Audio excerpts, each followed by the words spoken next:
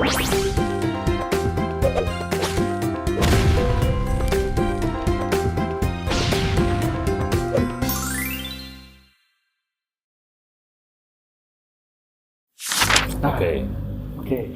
Kan kita tadi mau masuk ke obrolan soal gimana anak-anak ini nggak hanya jadi penonton. Nah, dalam pengalaman Sembu Pakarti membuat film, saya dulu ingat tahun 2014-2015 kan nonton film-filmnya Sanggar Santrik ya, Sanggar Santrik sebelum.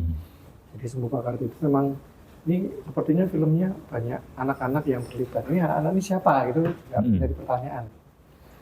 Ternyata kemudian penelusuran itu membuat saya tahu bahwa itu anak-anak yang main itu kan sebagian besar juga anak-anak yang ada di sanggar ya, yang didampingi oleh Sembu Pakarti. Nah, itu menarik juga itu. Jadi anak-anak itu sebenarnya bukanlah pemain film ya. Bahkan main film ini baru sekali itu.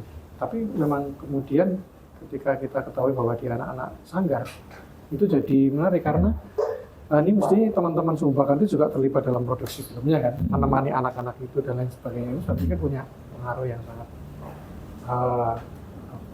bagus ya, sangat banyak gitu untuk anak-anaknya sendiri. Di mana anak-anak kemudian nyaman gitu berada di antara orang-orang dewasa yang memproduksi film itu kan juga penting ya untuk produksi film anak yang ya barangkali digadang-gadang sebagai tontonan ramah anak.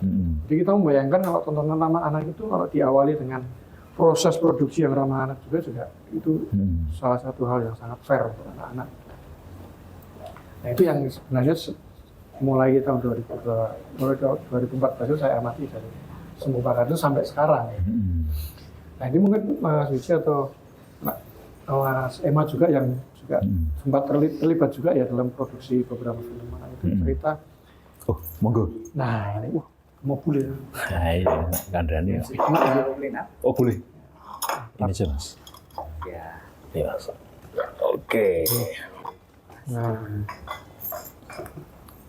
itu menarik gitu. Gimana anak-anak itu sejauh mana anak-anak itu terlibat. Kira-kira pengamatan teman-teman mendampingi itu. Bagaimana anak-anak juga mempunyai kemudian banyak pengalaman baru ya. Iya. Jadi tidak hanya sebagai penonton filmnya tapi terlibat dalam proses produksinya. Nek saya dulu itu nganu ya, apa yang membuat saya terus kemudian kepikiran apa berhubungan dengan film anak itu ya Mas Wiji. Zaman Ceng-Cengpo itu. Iya, Ceng-Cengpo itu ya. 2007 ya. Kan itu malah sejak 2005 apa ya Mas? 2006. Oh, 2006 ya. Pas gempa lah itu. Ya, Ya, persiapannya dari melu, 2006. tapi justru nggak ke produksinya, tapi justru ke workshop-workshopnya. Ketemu menarik. sama apa namanya, berhubungan sama apa, kan lu beda departemen loh. Ya. Yang bersaing, bersaing. Beda departemen aja. Beda belajar, terus aku melu-melu ngono kuwi.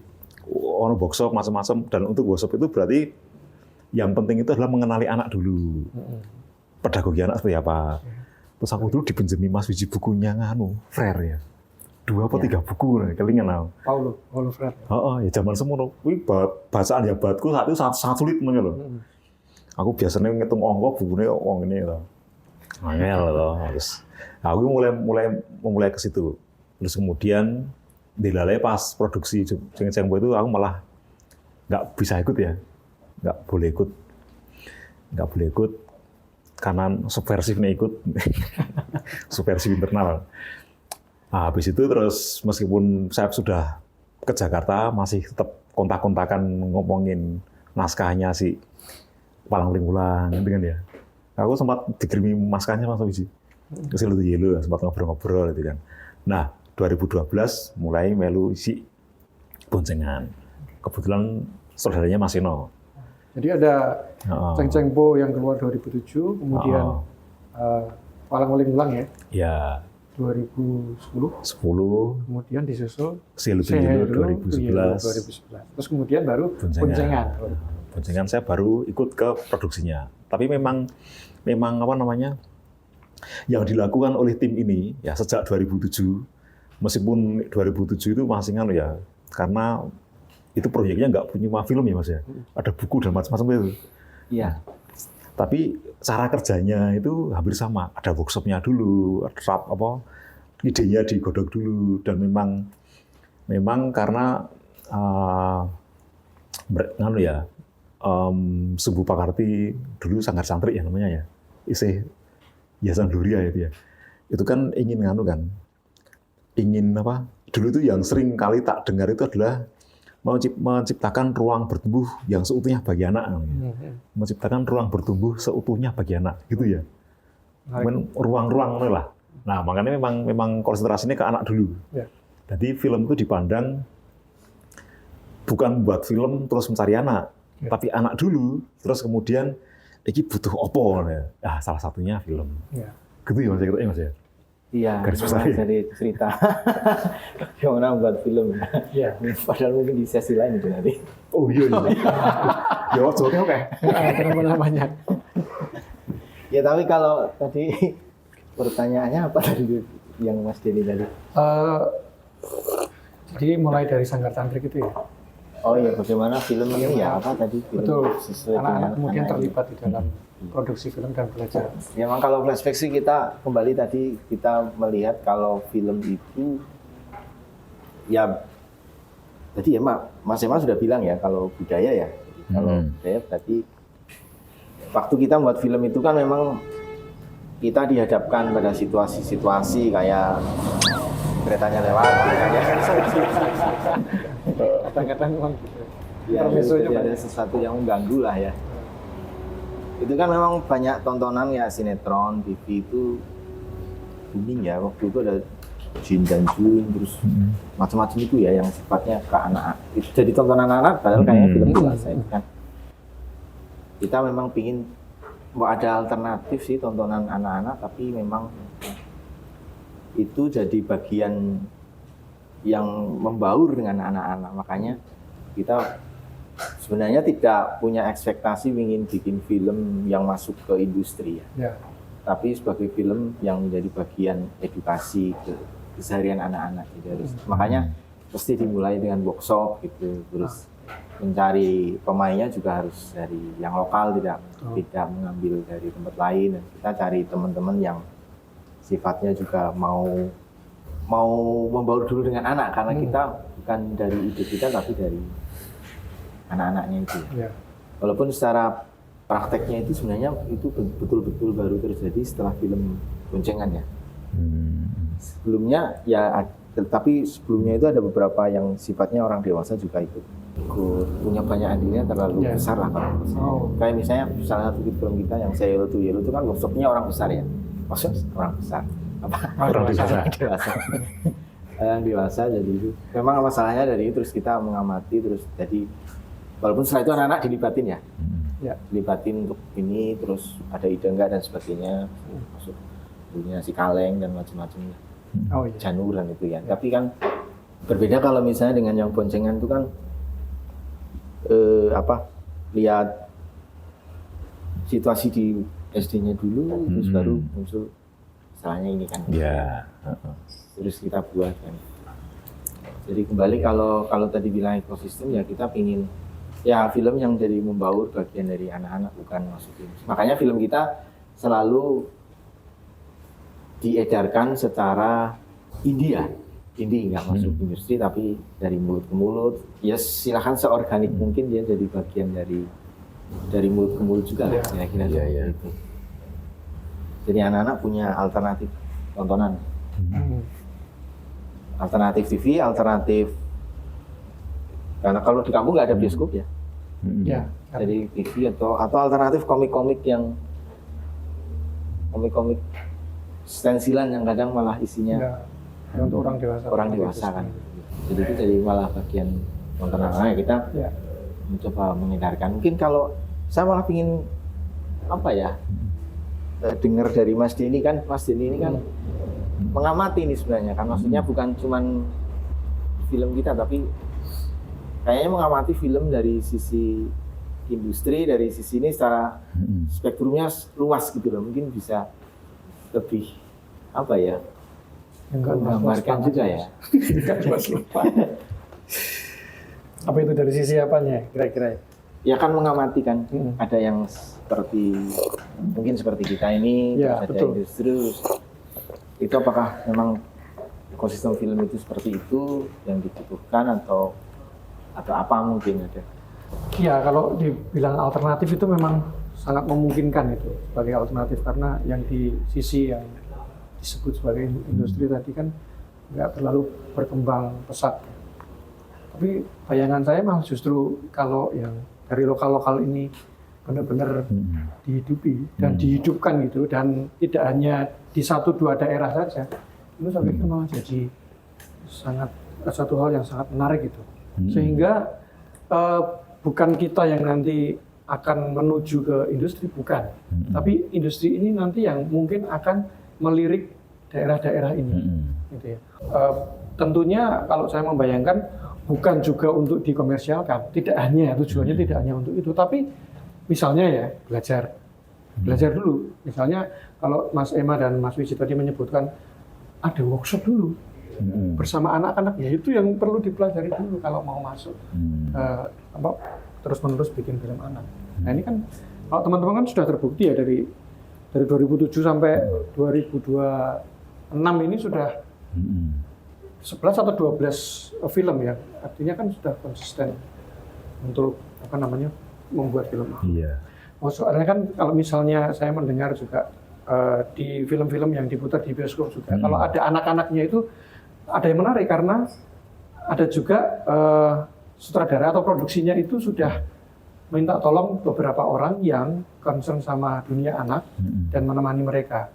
Ada juga teman-teman yang dipanggil khusus, diundang khusus untuk mengajari anak-anak acting dan mendampingi mereka, karena ada beberapa adegan yang dihadapi anak-anak itu sebenarnya adegan yang mungkin bisa membuat anak-anak trauma, ya, adegan horor, adegan kekerasan itu. Tapi kan di film itu kan kadang-kadang tetap melibatkan anak-anak kan. Nah itu anak-anak kan perlu pendampingan juga. Itu sudah menarik menurut saya ketika ada orang datang ke sana. Ketika mau terus-menerus bikin film yang melibatkan anak-anak, menarik ketika teman-teman melihat ini juga pergerakan teman-teman yang ada di area lokal ini. Iya. Untuk bagaimana terus-menerus mendampingi anak ketika mau belajar atau memupuk pengalaman di dunia perfilman itu. Nah mungkin itu salah satunya, Mas Wiji. Iya. Atau mungkin ya, dengan kata lain, itu berarti dengan kata lain itu berarti ketika kita ngomongin hal-hal yang dilakukan oleh Mas Wiji ini dan Sanggar dan film-film kayak gini, itu kan berarti itu bukan sesuatu yang kemudian menjadi dinomorduakan. Kalau dinomorduakan berarti nomor satunya. Nah, nomor satunya kan pasti industri yang mainstream kan, industri film yang mainstream gitu kan.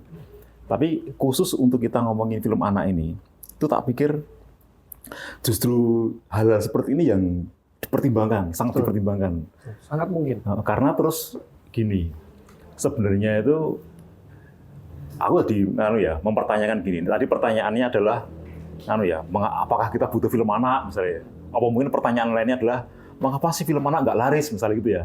Nah, menurutku yang menjadi pertanyaan adalah malah gini.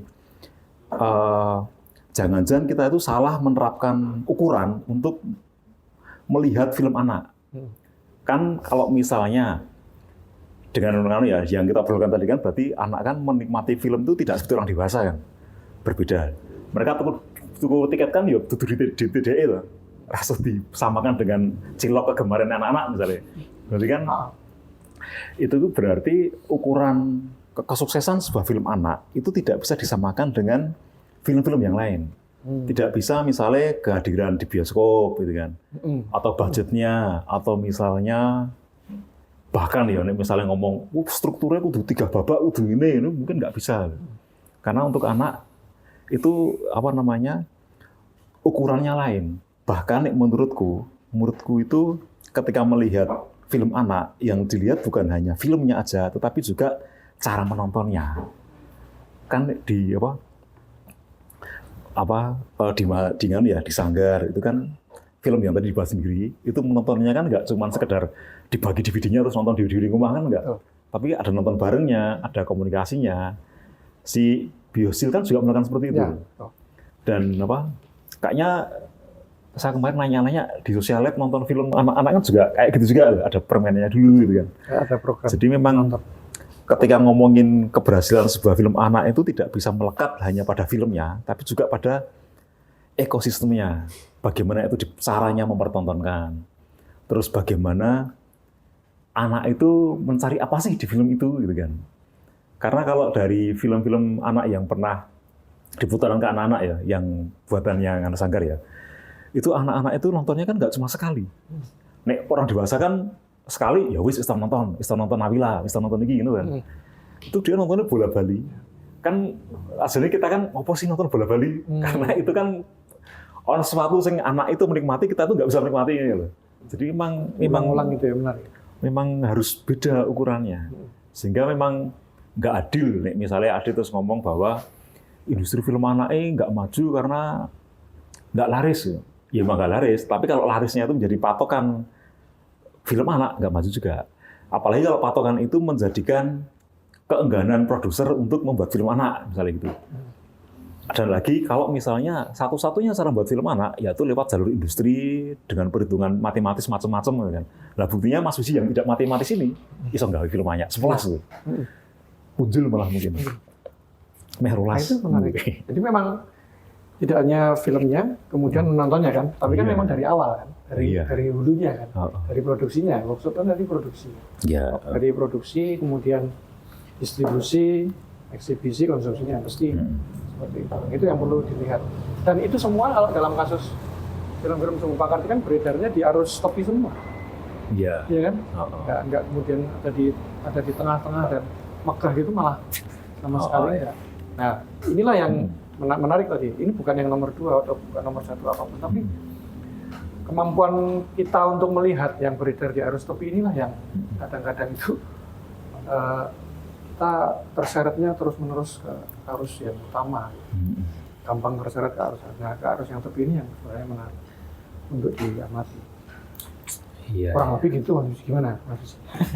Ya memang berarti ini kan memang berarti ya memang ya berarti film itu memang film anak itu sesuatu yang memang harus holistik ya, tidak hanya dari sini sih. Tapi saya memang jadi ingat ini film yang paling banyak mendapat tantangan, kritik dan teguran dari tempat saya bekerja dulu waktu masih ada itu adalah Gazebo. Jadi film itu dianggap gini, ini film opo menunjukkan anak-anak di perpus sudah ada dana sekian, ini kok hasilnya begini gitu. Itu artinya, ya ini memang ada cara pandang yang lain ya. Bahwa film anak ini dilihat hanya kayaknya memang cuma dari kacamata industri gitu kan. Tapi di lapangan itu malah banyak anak yang suka loh. Iya, itu kayak guruku kan gitu-gitu kan terus. Iya betul. Terus banyak yang melekat pada. Iya.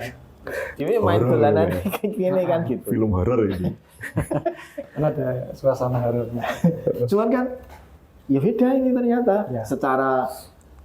Secara program di lembaganya saya dianggap gagal lah kira-kira gitu. Kok filmmu ini kan gitu. Itu karena sing dhisik karena yang sebelumnya memang ada itulah industri kan kira-kira gitu. Walaupun kita kadang juga ini ya karena saking ada jebakan juga, saking kita ingin seperti misalnya lokal atau apa malah melupakan anak-anak juga bisa juga mungkin ya seperti itu tantangannya. Tapi emang kalau melihat film anak butuh enggak dan sebagainya itu berarti memang sesuatu yang dimensinya terus lapisannya itu banyak, nggak bisa serta-merta. Ya butuh tapi yang gimana? Mungkin gitu ya. Iya. Nih kamu jadi teringatkan loh. Kan ini kan sebenarnya aku jadi teringatkan loh. Sebenarnya tuh orang dewasa itu kadang-kadang keminter terhadap anak-anak loh. Kan kadang-kadang agenda orang dewasa itu berbeda dengan yang dibutuhkan anak-anak loh. Agenda dan macam-macam itu kan. Bahkan ada ketika kita ngobrol di film anak, kita tuh kan jarang meminta pendapat anak sebenarnya kan. Aku jadi teringat rencana penelitian yang belum pernah dilakukan itu. Mendengarkan suara anak-anak yang nonton film-film anak itu sebenarnya kayak apa sih gitu kan. Itu memang jarang. Betul. Ini yang memang baru direncanakan karena itu kayaknya area yang sejauh ini belum kita lihat lebih jauh, Mas Uci. Bagaimana anak-anak itu yang mengkonsumsi film itu, dari respon mereka dan apa yang mereka tangkap dan segala macamnya, interpretasi mereka terhadap film itu sendiri ya. Itu yang sepertinya ya secara komprehensif perlu kita lihat juga gitu. Cuman nanti penelitiannya juga jangan memperlakukan anak kayak orang dewasa. Nah ini tantangannya itu. Ada di situ, makanya penelitian itu pekerjaan orang dewasa. Nah, kita akan kembali ke ruang-ruang itu terus ya. Kita kan mencari datanya. Makanya banyak. Ya wawancara, tapi wawancaranya kan nggak bisa. Ya, nak filmnya bagus nggak? Nggak bisa kan. Berilah skor 1 sampai 10. Makanya kan ada ini ada metode lain misalnya ya. Ketika anak-anak setelah nonton film, nggak perlu mereka cerita karena mungkin ada suasana yang kikuk juga kalau mereka harus cerita di wawancara. Diminta gambar misalnya, ya kan? Apa yang kemudian dipikirkan diminta gambar setelah nonton. Nah, tapi kita harus nanti membaca gambar itu juga kan? Nah, itu perlu perlu upaya yang serius juga. Dan penuh kehati-hatian juga karena yang membaca gambar itu nanti kita juga kan orang dewasa lagi. Nah itu perlu juga pendekatan yang pas lah. Iya. Kurang lebih gitu. Itu menariknya. Tapi ya memang bayanganku itu yang bersinggungan di situ ya. Itu ya satu media ya termasuk film kan. Media, terus yang kedua itu pendidikan, pedagogi gitu. Kadang-kadang itu memang ya itu tadi orang dewasa itu ketika memperlakukan atau menghadirkan sesuatu untuk anaknya dengan maksud yang baik, tapi pikiran orang dewasanya ini malah membuat si anak-anak itu nggak kemana-mana. Jadi kadang-kadang kita gagal menanggapi bahwa si anak itu juga sebenarnya malah bisa berkembang kita nggak ngapa-ngapain gitu loh. Bahkan iso sinau oleh HP, iso gaya film oleh HP, nak dirame lu ngomong-ngomong gitu. Jadi kadang-kadang itu hal itu yang membuat kita itu sok senior terhadap anak itu. Berpengalaman. Sok berpengalaman. Oke. Nah itu kan sekarang juga sudah mulai ya film-film anak yang baru ya, terutama di bioskop nambah ya beberapa. Bahkan salah satu di antaranya kemarin kan sempat jadi, kalau diukur jumlah penontonnya itu kan sempat jadi film yang jumlah penontonnya paling banyak. Dan menurut teman-teman gimana itu? Film Jumbo ya? Ya misalnya film Jumbo. Yang terakhir ini kan sudah muncul kan? Ya bagus juga sih. Berarti kan perhatian terhadap film anak itu bagus juga dari sisi industri ya. Jadi ada bangun ekosistem kan berarti ada keseimbangan. Iya. Kita jalan bareng-bareng gitu ya dari sisi industri juga. Tapi ada resikonya juga. Apa itu? Resikonya ya berarti orang terus melihat kalau film anak itu berarti harus kayak Jumbo, kayak Nawila kan gitu kan. Berarti kalau kayak gitu terus nanti film-film yang kayak filmnya Sanggari menjadi oh itu film anak miskin itu. Misalnya gitu ya. Jadi maksudnya jadi ada dikotomi yang semakin jelas itu ya. Dari film agraris. Film agraris. Nah sebenarnya agraris domestik sebenarnya kan malah dikotomi itu yang harus kita hilangkan. Jadi film-film kok Jumbo, Nawila, Pelangi di Mars, nanti Pelangi di Pluto, itu ya, itu menyenangkan sekali karena buat orang tua menjadi punya pilihan untuk anak-anaknya. Tetapi yang tidak boleh dilupakan adalah bahwa bukan cuma itu, gitu ya. Bukan cuma itu. Yang perlu kita juga terus ceritakan ya. Iya. Tidak cuma itu. Nah makanya kita mencoba menulis buku ini ya. Sebagai salah satu wahana kita menceritakan hal-hal ini tadi, gitu ya. Sementara ini judulnya Belajar Bersuka Bertumbuh Bersama Film Anak Lokal. Iya. Ini masih dummy ya? Ini masih dummy. Nanti bisa warnanya agak berubah, fontnya juga ganti. Ini yang kita obrolkan tadi sebagian juga akan ada di sini gitu. Nah gitu. Nah, jadi menarik Iya. kalau kita juga terus menceritakan ini supaya menjadi cerita atau kisah-kisah yang berbeda ya. Di samping kisah-kisah film-film yang sukses secara komersial gitu. Iya. Nah, itu yang menarik untuk kita geluti lebih jauh gitu. Dan itu lukisannya Mas Wiji itu. Wah, ini lukisannya Mas Wiji. Itu berarti secara soalnya ini berarti secara bawah sadar itu menceritakan bagaimana Mas Wiji merespon sebuah film. Soalnya aku dulu ingin ini kan kayak orang bermain kan. Ya. Orang Mas. Iya. Iya, betul. Jadi film itu bukan sekedar memproduksi sesuatu ditonton oke, tapi juga dalam prosesnya tuh ada unsur sosialnya, ada unsur pedagoginya, mereka berinteraksi, bermain, dan ya hal kayak gitu kan ya ya. Nek dulu kan kita mengandalkan lapangan di samping rumah ya, jek-jekan, dolanan layangan. Saya kan ramah lapangan ya. Ya, rame ya. Lapangan Koperasi Merah Putih. Terus tadi Koperasi Merah Putih lapangannya. Karo SPPG. Nah itu makanya ya. Ya nanti dipotong aja Koperasi Merah Putih.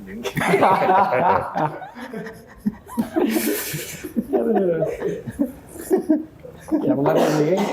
Wah kita sudah lumayan ya ngobrol-ngobrolnya. Ya. Pikir mungkin closing statement.